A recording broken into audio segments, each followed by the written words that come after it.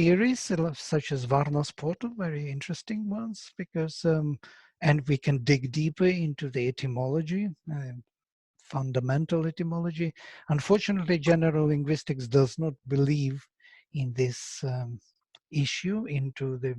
They are not digging deep into the fundamental etymology. They are looking at etymons, or the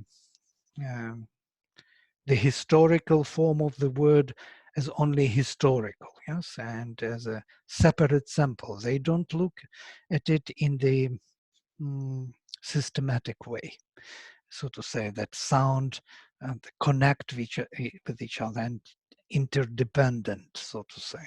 So that like a system of simple root ideas which are building up, the same as chemistry table, if you imagine that table. So the position of each word or each sound gives a particular general significance. This is not the belief in general linguistics today. They believe that sounds have only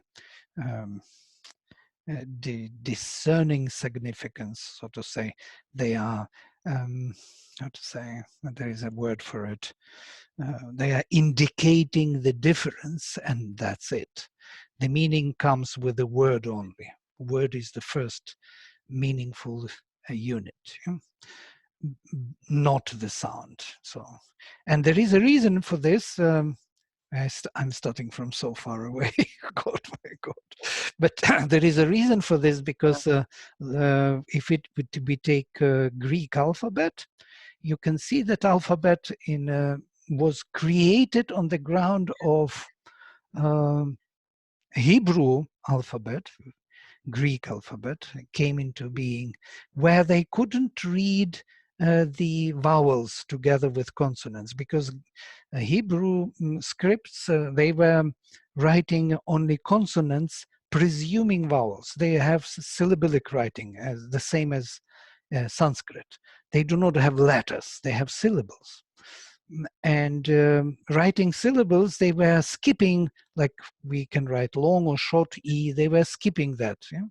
So to say, hiding the meaning from other people. So Greeks, looking at this scripture, they tried to change it and to make the alphabet by letters. So each letter has to be written separately. So there were no more syllables, there were letters. Though we know it is a total fake situation, because there are no letters. There is no letter without vowel. For example, there is no B, C, D, A, B, C, D. We say always E with them, yes? B, C, D, Y. Where this E is written, it's nowhere written. It's just pronounced. So we pronounce syllables, but we write letters independently. It's a total fake situation. It's absolutely unnatural, because there is no such way to pronounce consonant without vowel. So it means that every syllable has to have a vowel. And that was known to Hebrew and to Sanskrit. And so that's also true all throughout all languages. Yes. Yeah, can't How be. can we say k? Yeah. We should, to say ka, I have to have some voice, and that touch will be kind of distinct. Otherwise, k, it's just a noise. It's not a letter. So there is no k letter. That's why we say K. Why K in alphabet in English? Nobody knows. Yeah? There is no explanation given. It's just out of the blue. This is quite weird, you know, but once Sanskrit was discovered in 19th century in Europe, there was a new trend in the linguistics. We could see that all the sounds can be organized in a particular kind of systematic fashion, that we have 5 levels of articulation, we have different modalities of articulation: touched, aspirated, voiced, aspirated, nasals, in the same 5, on same 5 levels. And it was a big change in the perception of language, Indo-European languages came into being, comparative linguistics, everything came into being with the discovery of Sanskrit, Wow. because the sounds were systematically presented, meaningful way, so to say, that our mind can understand how they are articulated, in which position they are. They are not just alphabets. It's not A, B, C, D anymore, which is not even clear what it is. Why A, B, C, D, why this order? It's another big question, yes? It's not here we have the whole instrumentation for our articulation of sounds, of meanings, I would say, because etymons are behind. And here in A, B, C, D, we have something very vague and unclear. Why after A, B, and then C, and then D? No reason. And we find this reason, of course, in Hebrew alphabet again, because Hebrew is actually the source of all Western knowledge, linguistics, science, alchemy. Everything came from this Chaldean tradition, from Hebrew tradition to the West. And we find it there because Aleph, Bet, and so on, the alphabet from Hebrew was copied into other alphabets, Greek and Latin and so on, and it spread in Europe. Does Russian have that then too? Yes, the same. They took from Hebrew, they took from Greeks. So, and also other, like French, and they took it from Latin and so on. But the source is Hebrew. Why that Aleph Bet? Because there was another system indicating the mysterium. Yes, what Moses did, Moses took and put into the language his own codification of knowledge. Yeah?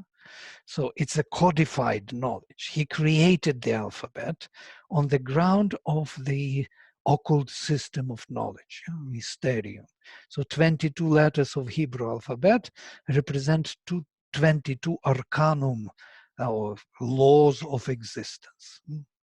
So he codified that and put it into the Bible. So Bible can be read in different ways, as a surface, as a story, which is quite uninteresting, I would say.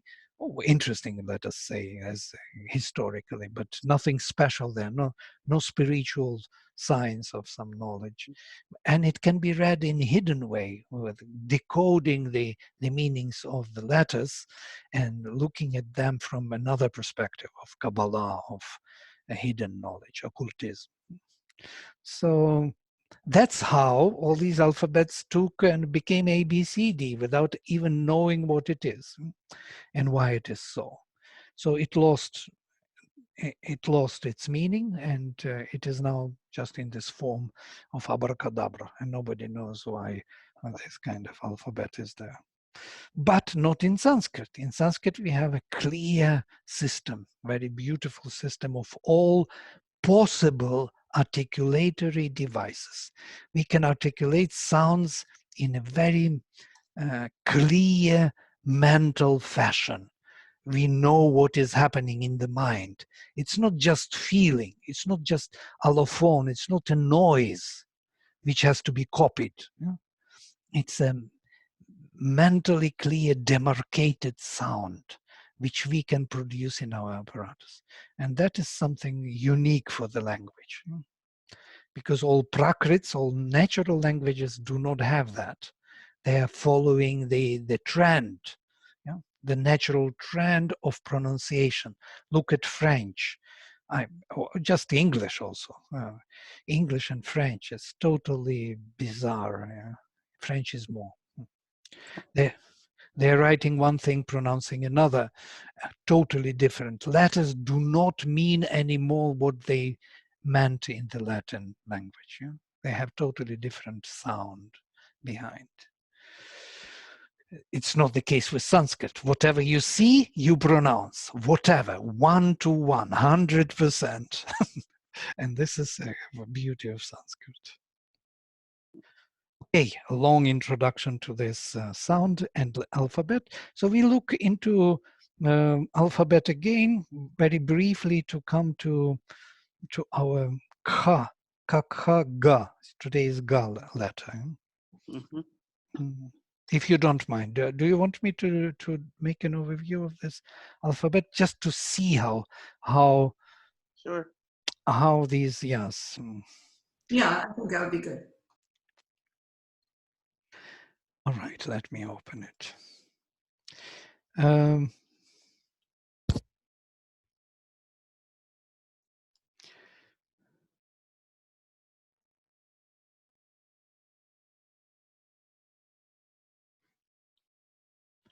here is our alphabet.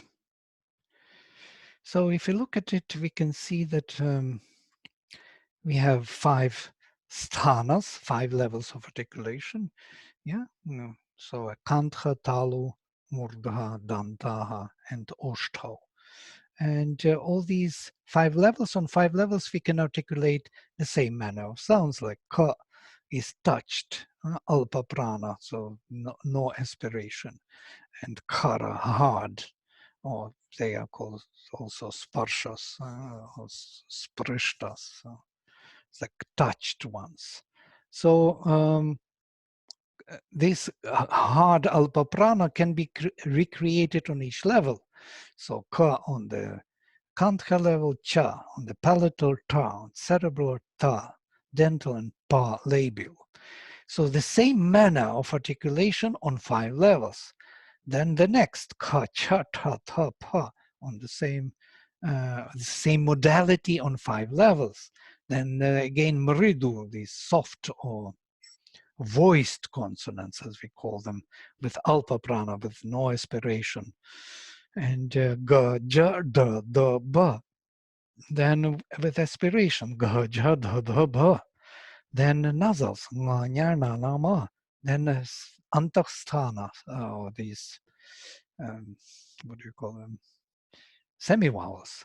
Yara, lava. I put here question mark because there's a debate about the ha.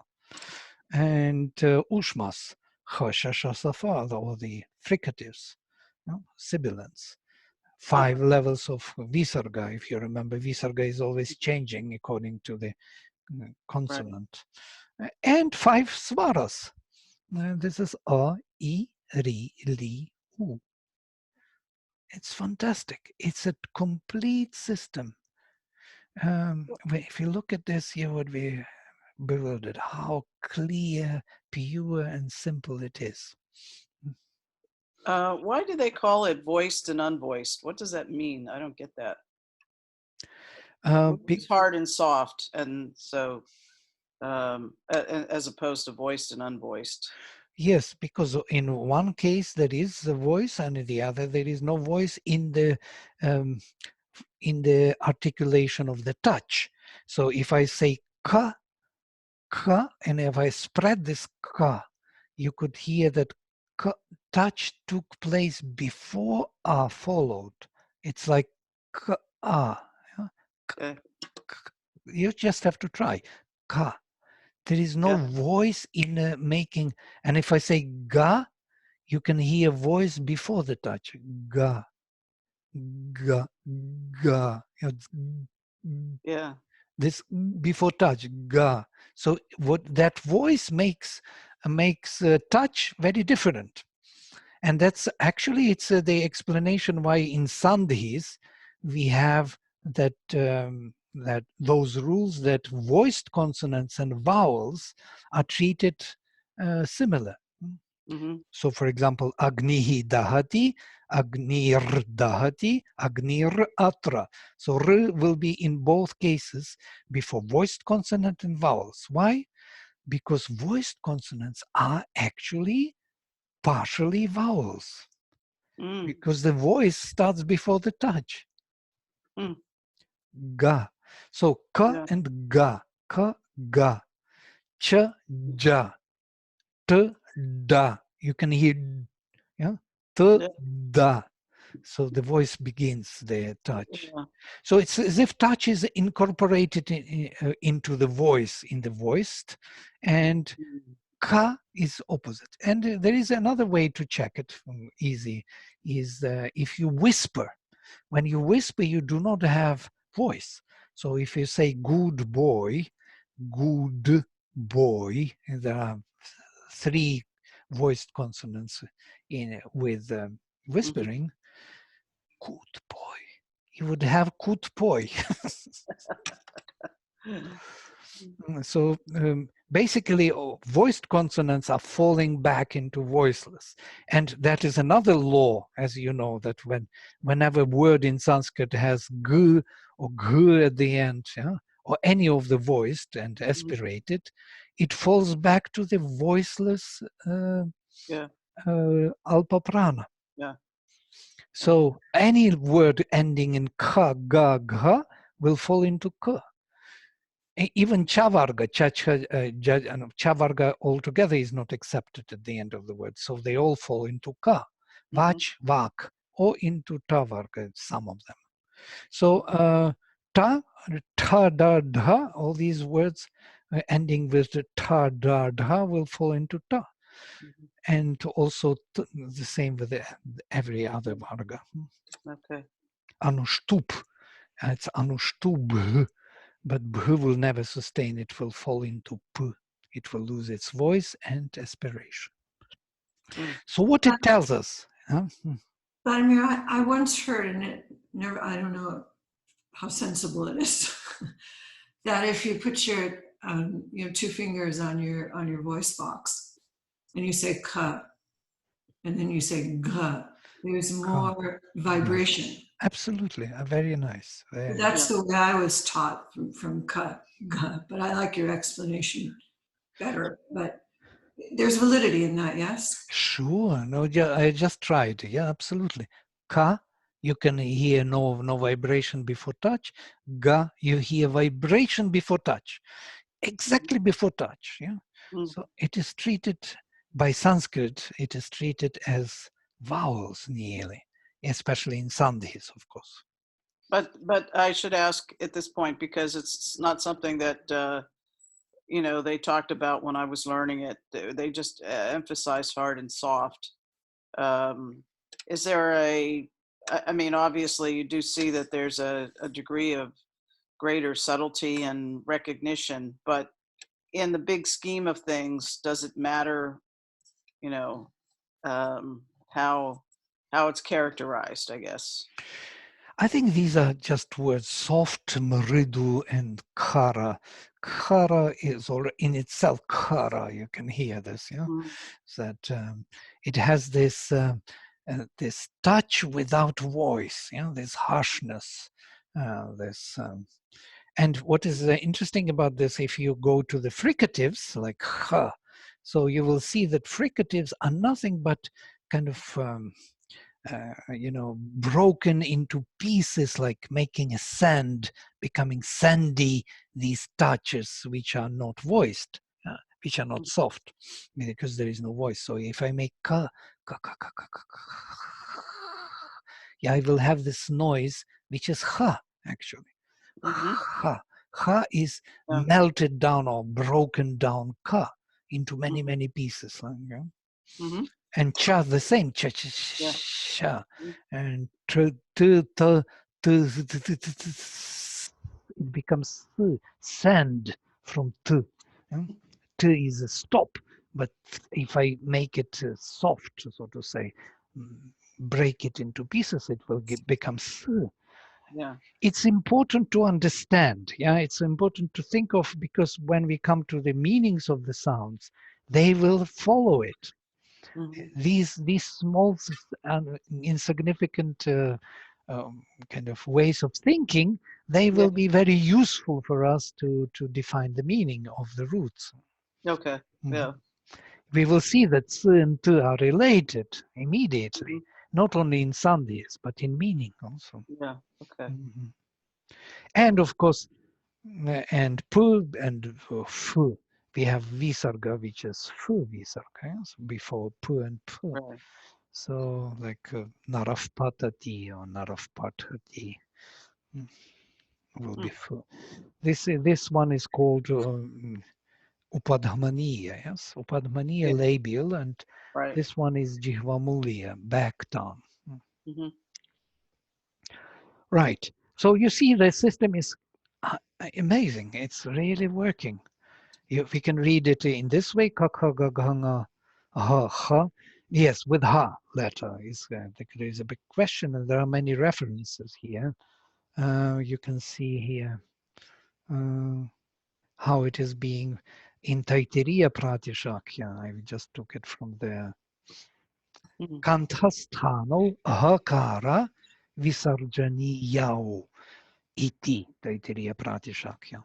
So Taittiriya Pratishakyam says that the back tongue, kanthasthano, there are two letters, visarjaniya. Visarjaniya is visarga, and hakara, ha. So they are pronouncing it. So for them, it is back tongue. And it's an important definition, because in other pratishakyas and shikshas, we may find something else. So yeah, and then Hakata Visarjaniya, they're making that distinction, even though they tend to blend, don't they? Or I mean, they're one and the same.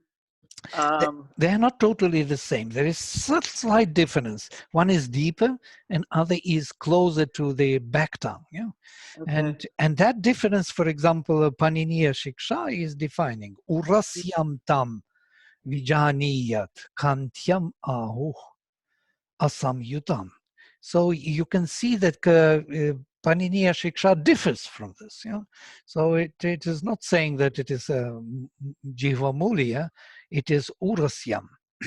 It belongs to the chest. Aha. It's not Ha. Some Yeah. people pronounce like Hari, Hari, Krishna, Ha, Ha, and others Hare, Krishna, Ha. This Ha or Ha? This kind of difference. Okay. Yeah. Ultimately, yeah, there's definitely a difference, but in terms of, I guess, origin, that's what I was thinking, and this helps. What you just said helps to. I'm Yeah. not sure I understand. So maybe you could do it more with the sort of the sound value. So the question is differentiating hakara, the last Yeah. letter of the alphabet, and the visarga. So Yeah. differentiating.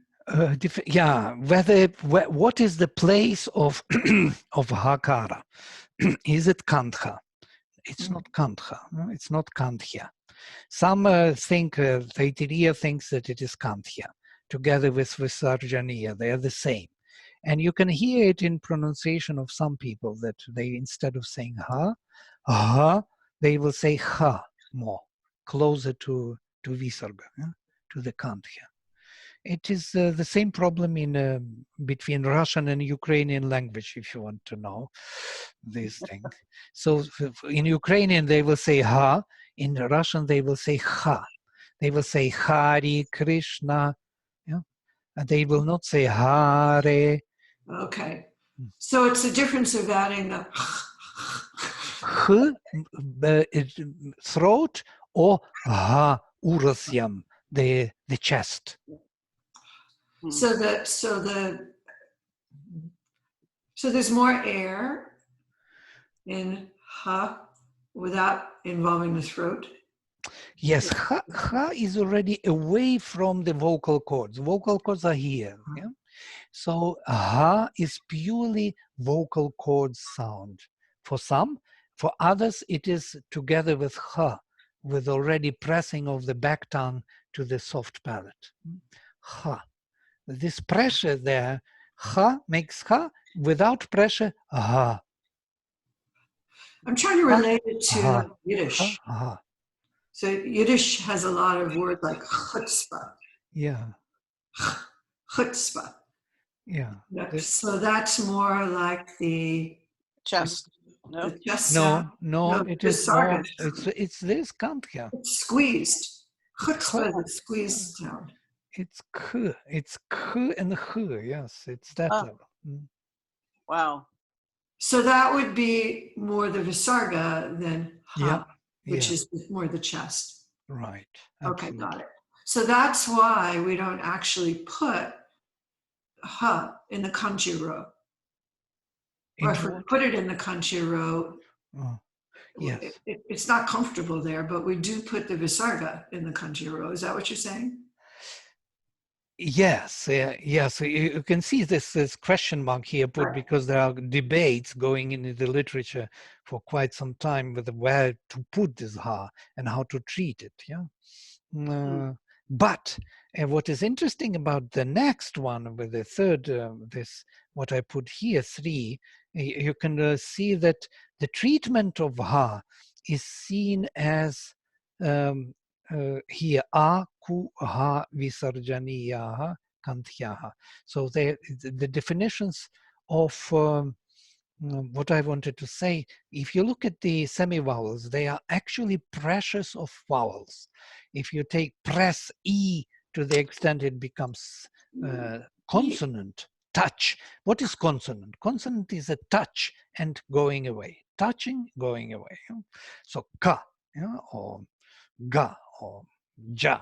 So it's a momentous kind of expression, whereas vowels are infinite. There is no stop.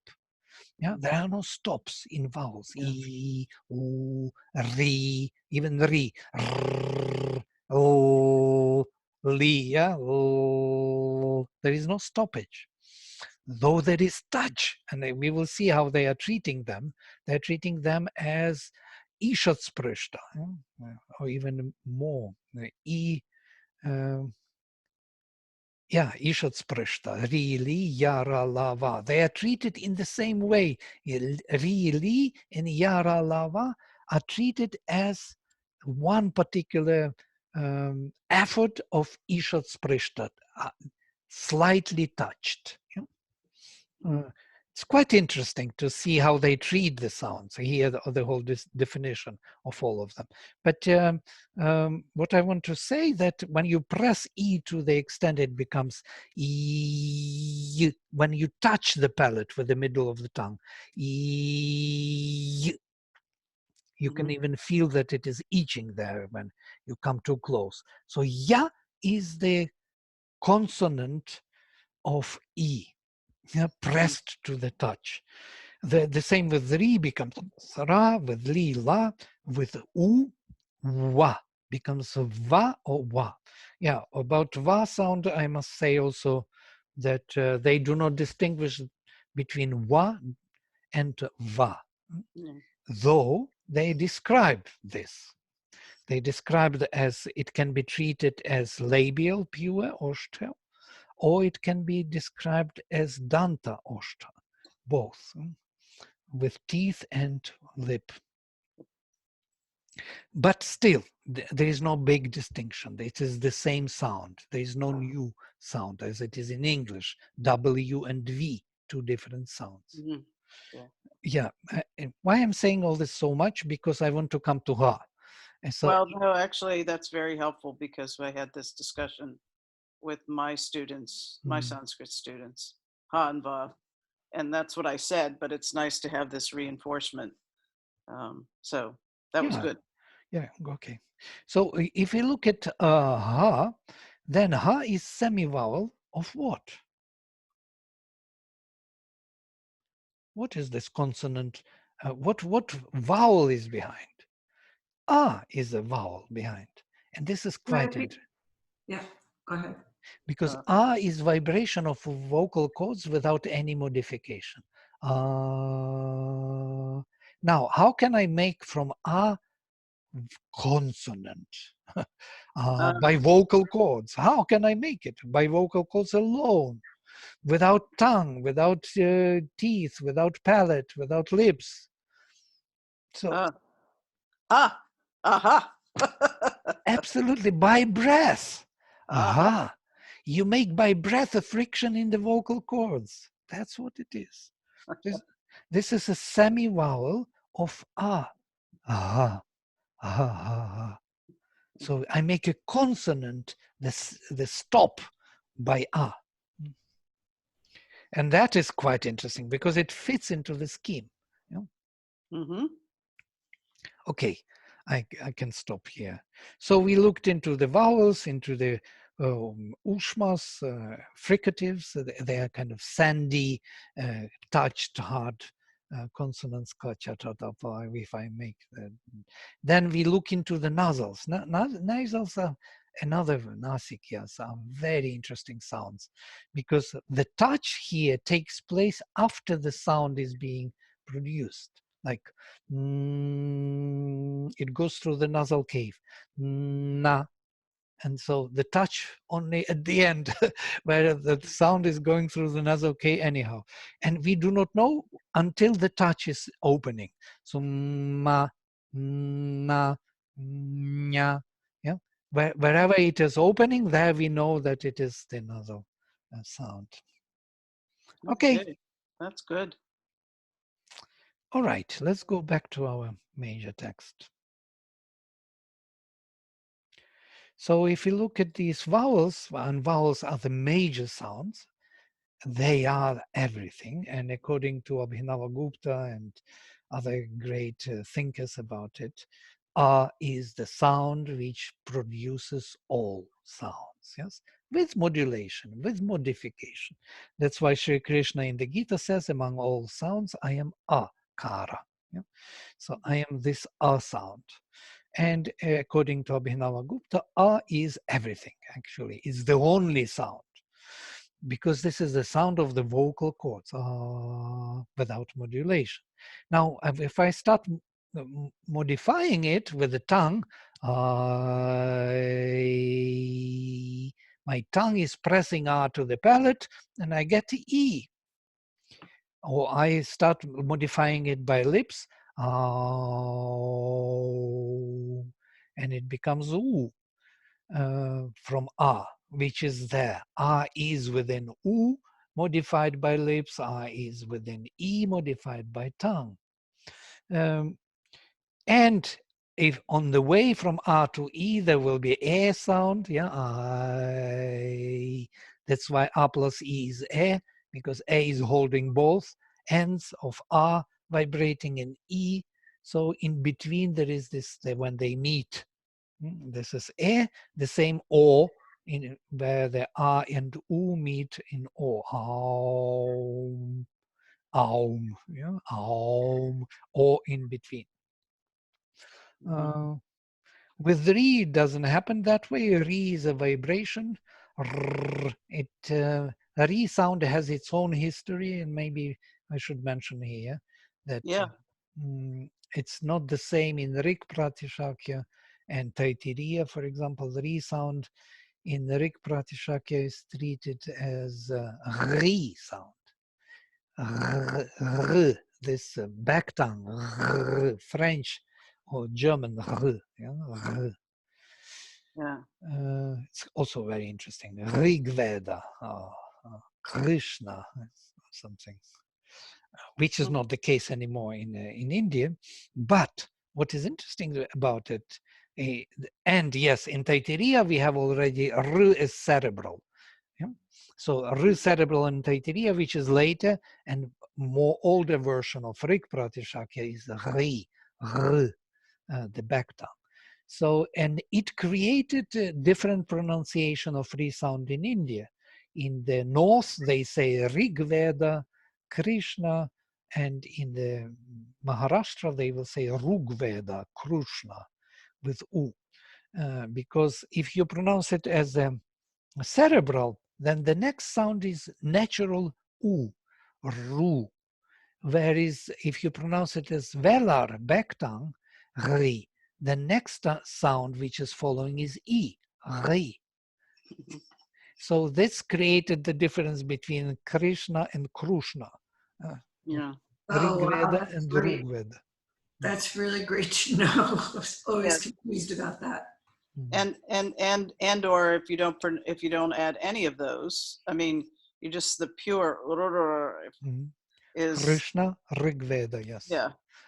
And this is the proper pronunciation, I think, in this time, because when we pronounce it as cerebral, but if we pronounce it as Krishna, Rig Veda, also Ri is already modulation of some kind. Yeah. Or Rug Veda is another modulation. All right, that is for about 3. And of course, Li sound is Vladimir, could you pronounce it again the way that it really should be pronounced without the modifications? Rigveda. Krishna is the sound vibrating which has no U or E or anything. It is in itself vibration. It's much more difficult with Li because Li, again, Li, it's memory from the north. They pronounce it even as Ryu or something, which is absolutely impossible. Oh my God. Yeah. They are just reading it L and Ri together as a sign. L with Ri, it's Ri or Lru. In different, in the north and in the middle of India, in Maharashtra. Mm-hmm. So, but L sound is more difficult to comprehend, but it is dental vowel. Can you imagine dental vowel? You have to touch with your tongue the teeth and make vowel.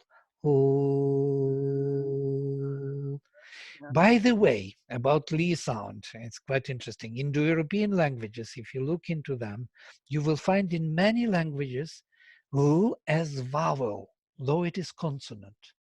You find it in Czech language, vlk, vlk, 3 consonants. And that is the, where L is the vowel, because it creates syllable. Vlk means wolf. Yeah. So vrika, yeah, that's what it is. Yeah. Ri became L, vlk, vlk. And many more examples with L as vowel.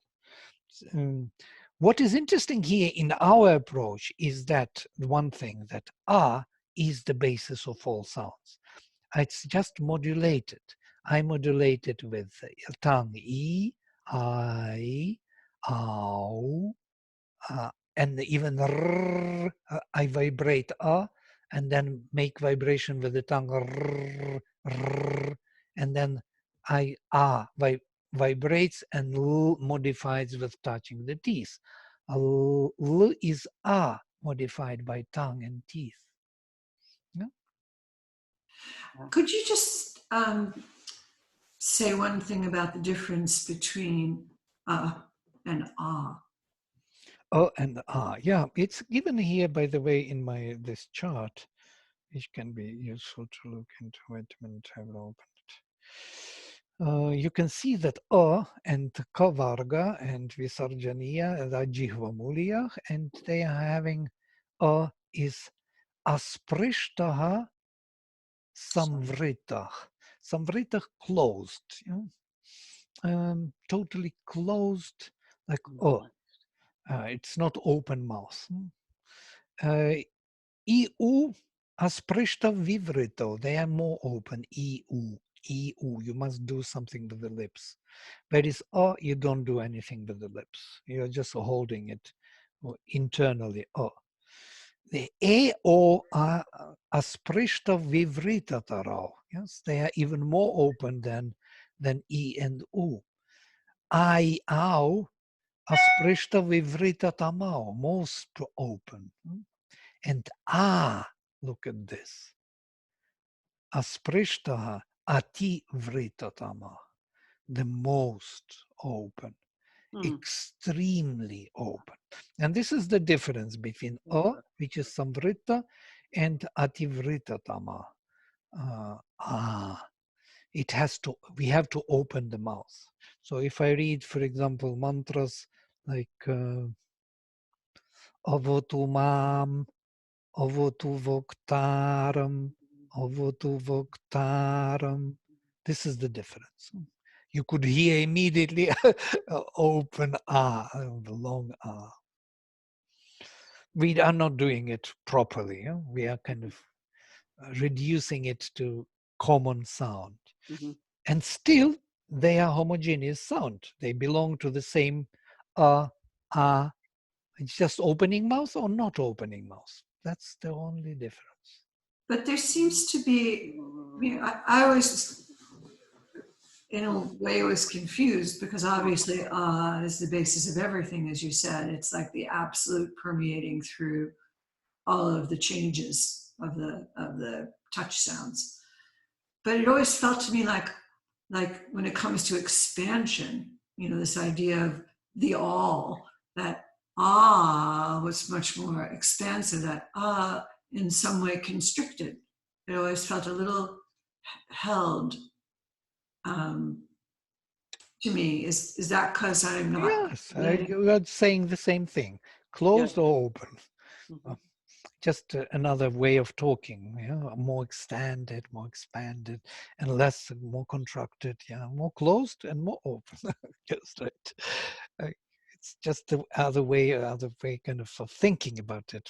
Of But the same. it's actually, of the vowels, if you do e, it's the same thing. Ooh, it's just longer, but actually sounds different. Yeah, because you open mouth and you close mouth. Yes, it's a vibration of is the same. Only what you do here, you try to modulate it with opening and closing. Is more and is more It's here. Mhm. It's not there. There you don't Mhm. do anything. The same It's this modulation with the mouth. I think this thing, what we are discussing now, came later, Mhm. according to my knowledge. This kind of description that it should be samvrita, because when the text started to be recited or remembered in the Gurukulas, that became very significant, where there is short or long R.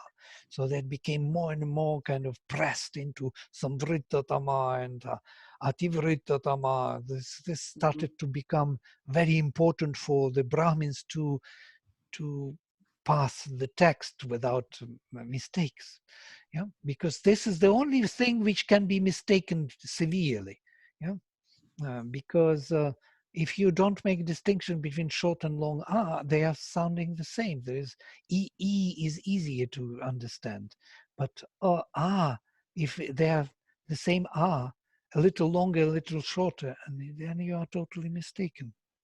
So to make that very clear, they made this law of closed and open. This discussion of closed and open is not there much. Yeah. So I always talk to my students the difference between mala and mala. You're saying something very different. right, mala, yes, and mola, or Rama and Rama, or Ananda and Ananda. Somebody was joking. Ananda is just opposite to Ananda. Yeah, it's good. Uh, yes, of course, we have to explain this, because nowadays, for the last, I don't know, 3,000 years, it is like this. But what it was in the Rig Veda, it's in the Rig Veda, the and are very interchangeable in a way. And many times we find lengthening of as a device of decoration or meter, and it was not a problem. It is not so strict as it is strict in the classical Sanskrit. Mhm. Just for us to know that when we meet long or even pluta, what is pluta? The three matras. Yeah. So we Yeah. have this in Taittiriya, as you Yeah. remember. Yep.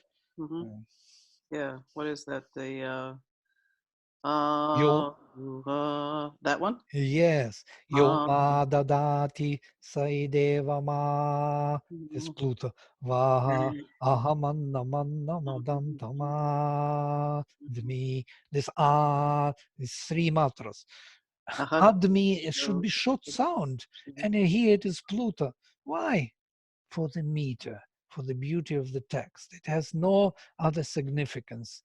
It creates some kind of atmosphere of which is needed for the mantra. Well, there's interestingly, and not to get off track, but there was also something to do with sometimes it indicates questioning, that there's a question being raised or something. And you know, again, I probably shouldn't have even mentioned it because I have to go back and refer to it myself. I don't remember exactly what was said about it, but something along the lines of sometimes Could extended be, for asking a question or could be question, could be any other word, could be not question, but emphasis. It's a yeah, type of emphasis. right, Mhm. that too. Yeah, Mhm. exactly. And if you look at the rest, you can see that Ishatsprishta hardly touched or slightly touched. Ri, Yara, Lava, they are standing in the same row. So, Hmm. and then you have Ardhasprishtaha, this sh, sa, ha. They are not totally fricatives. There is no total contact. There's sh, yeah, there's no total contact of the tongue or the Hmm. lips. And Panchavargaha Sprishtaha, they are totally touched. You know, there is always contact. Hmm. Yeah, makes overview of all the sounds. So we are back to the to the basics. Good.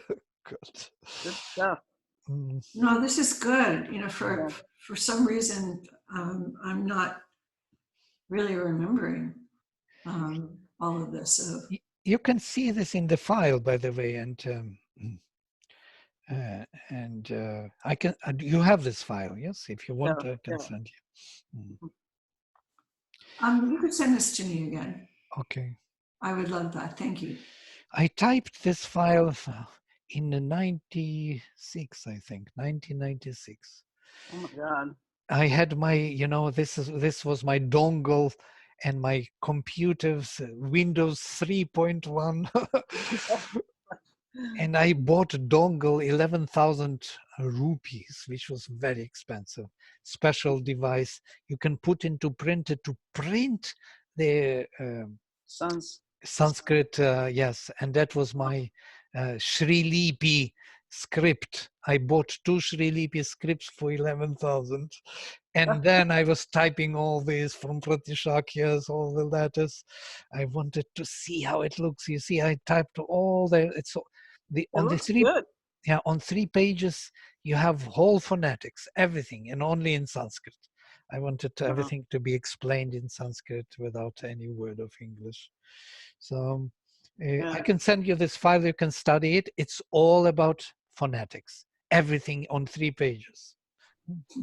Uh, Oh, excellent. It mm, looks really good. Came out good.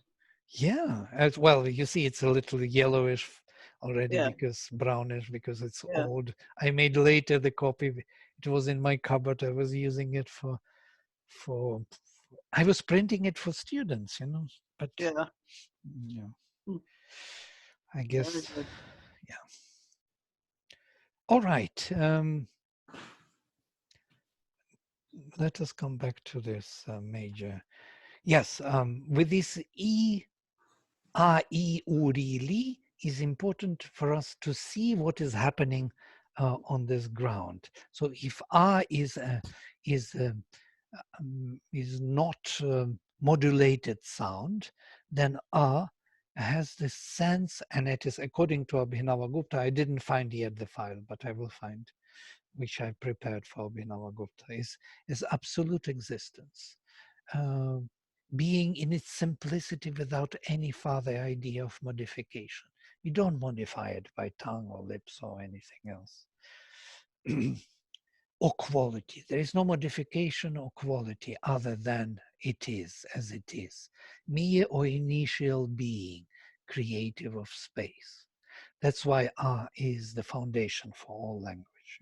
That's why even Aleph, Bet, or A, B, C, D, A is the first sound, because it is the first. Hmm. There is no other first sound. It's still, I think it is still remembered that A has to be first. Even in Hebrew, from Hebrew in every other tradition. Hmm. So E, if A is that simple sounding, then E is pressing by the tongue to the palate. And it has this sense of pressure. Um, so an intense state of existence, intense. Yeah. Being narrowed, we are narrowing it down about to the palate, pressing it, forceful and insistent, tending to a goal, seeking to occupy space. So one can feel this when you pronounce. We have to feel it. It's a psychological state. It's not some idea which comes with E sound assigned to it. It is when we do it, it is happening to us already. E, if you try, I, E is the top. You're pressing it to the top. Yeah? Yeah. And that's why when even in Latin, if you write, it will be like dot on the top, yeah, and one line. It's like an arrow flying to the goal, wants to hit the target, yeah, something of the kind. The intensity and insistence. These words, seeking everywhere, is there. It's piercing. It is that kind of needle.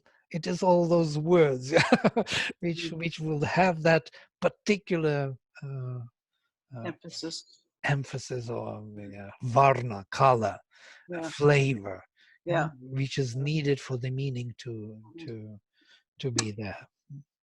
Flavor And is a good word. Having that flavor is a good word. Flavor. Flavor or even hue of some kind. If we Yeah. speak in terms of senses, the different senses, can be described in different ways. Then if you move to oo, you immediately feel this duality, two lips closing the space, holding the space. You can feel it in yourself. You don't need to know it from somewhere else. And you can see that it is pervasive, contained, and progressive existence, a wide, extended, but not diffused state, not diffused, but holding as if state of existence, being medial and firmly occupant of space. This medial is also interesting because U is two lips, and so association in our mind or in our being of duality immediately there. And you can see that U is present in nearly all dual cases, like su au jas, or marut marutao marutaha marutao narao. Yeah. And also even in locative cases like agni, agnao, location, containing. Yeah. You can So see even the word dual. absolutely dva, and tvam, second person, because when dialogue is taking place, there are two, you and there. So this duality, yuyam, yuvam, tvam, you in English, thou in English. This u has to be there for the second person, for this duality, this mediation. Wow. It's and even more if you look into Vishnu word, for example. Vishnu is ui.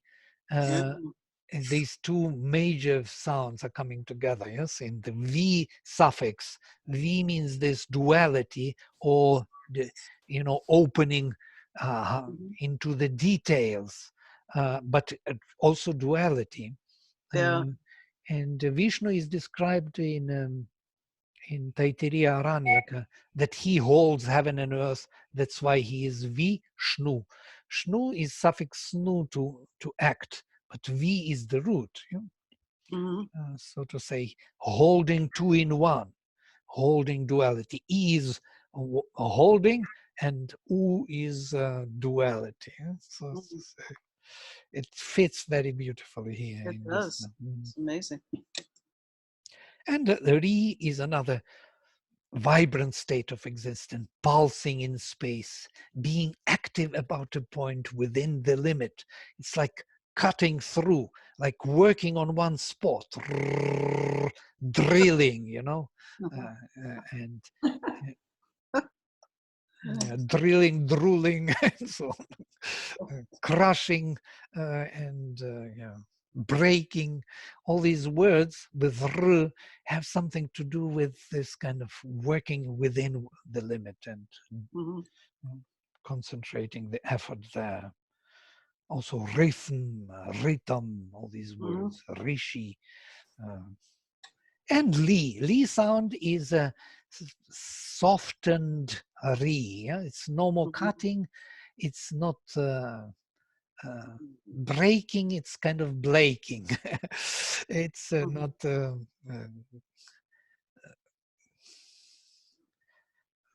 breaking. There are some words which will be very similar and then change. It's leaking, sliding, gliding, all these words. Yeah, there will be kind of laying instead of, r is cutting through the same movement, and l is already softer movement, the same but softer, without making much harm. Yeah, it's not. And you can see that in Sanskrit, in Vedic Sanskrit, mainly words with r change into classical, into l, like rabhate becomes labhate, rekha or rikhati becomes likhati, and so on. So r is changing into l very easily with time. Okay, I can stop here for today. Yeah. Again, I just did this overview for our new member, Tamira. Tamira, is it right, correct, or Tamir, your name? It is Tamara, yes. Tamira, okay. Yeah. I have to know how you pronounce it. Thank you so much for that. That was very helpful. So that was a good start. Very nice. Okay, then we will close today with mantra, and we will start next time with ga, continue with ga, because we did ka and kha. All the meanings of the roots and why they are there. Okay, I'm closing with mantra. Is it okay? Yeah? Yeah, it's great. Good. Om Sarve Bhavanto Sukhinaha Sarve Santo Niramayaha Sarve Bhadrani Pashyanto Ma Kaschit Dukha Bhag Bhavet. Om Shanti Shanti Shanti. Hari Om. Thank you. Thank you. Thank you. Very nice. Bye. Bye.